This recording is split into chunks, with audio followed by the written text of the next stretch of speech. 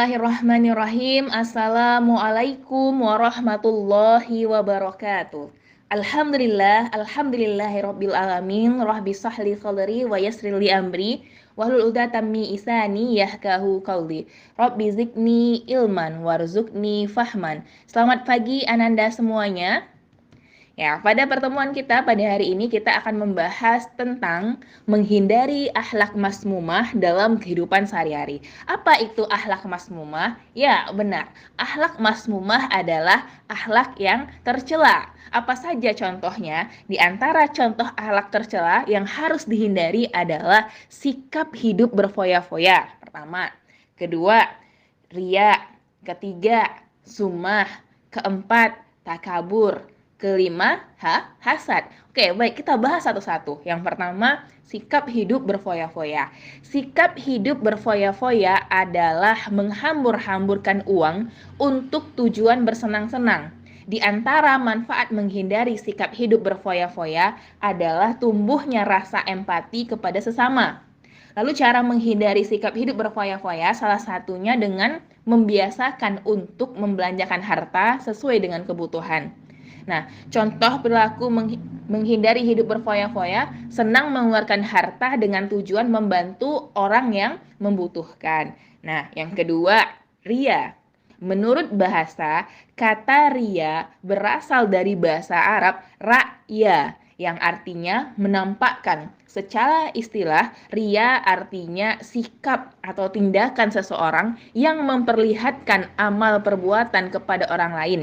Manfaat menghindari riya adalah terhindar dari perilaku syirik kecil, nifak, mendapat keridhaan Allah SWT, dan terhindar dari penyakit hati. Nah, cara menghindari riya salah satunya dengan memahami hakikat sumber bagaimana riya muncul dan bahaya dari riya. Contoh menghindari perbuatan riya adalah dengan tidak mengunggahkan kebaikan di media sosial dan menyembunyikan kebaikan. Nah, yang ketiga, sumah. Sumah secara bahasa berasal dari kata sama'a, artinya memperdengarkan secara istilah. Memperdengarkan. Secara istilah, sumah adalah sikap atau sifat yang senang memperdengarkan atau menyebutkan amal kebaikan yang sudah dilakukannya. Sumah dan riya merupakan akhlak tercela, yaitu berbuat kebaikan untuk mendapatkan pujian dari orang lain. Adapun perbedaannya, riya ini dengan cara memperlihatkan perbuatan, sedangkan sumah dengan cara memperdengarkan perbuatan baik kepada orang lain. Nah, yang keempat, takabur.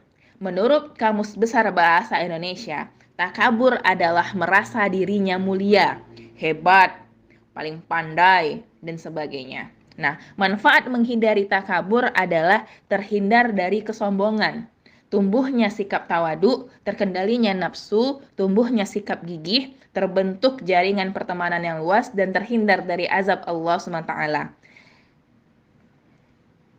Cara menghindari sikap takabur adalah tidak menyepelekan orang lain, baik anak kecil maupun orang tua, dan berhusnuzon kepada semua orang. Contoh menghindari sikap takabur adalah bergaul dengan tidak membeda-bedakan status sosial, menerima kritik, selalu berpikir positif, membiasakan mengucapkan kata tolong dan terima kasih. Nah, yang terakhir yaitu hasad. Hasad berasal dari bahasa Arab hasada, yasudu, yasidu, yang menurut Kamus Bahasa Indonesia artinya dengki. Dengki artinya menaruh perasaan benci yang amat sangat ketika melihat kenikmatan yang diberikan oleh Allah SWT kepada orang lain dan berusaha menghilangkan kenikmatan tersebut. Manfaat menghindari hasad antara lain memiliki jiwa yang tenang, terjaganya persaudaraan, terhindar dibenci oleh orang lain, terhindar sifat tercela lainnya, dan mendapat rahmat dari Allah Subhanahu wa taala. Cara menghindari hasad adalah meyakini sifat maha adil Allah Subhanahu wa taala, menyadari bahwa sifat hasad tidak berguna, dan mensyukuri nikmat Allah SWT. Contoh perilaku menghindari hasad dengan membiasakan mengucapkan selamat kepada yang diberi nikmat, bersikap rendah hati, gemar silaturahmi, dan lain sebagainya.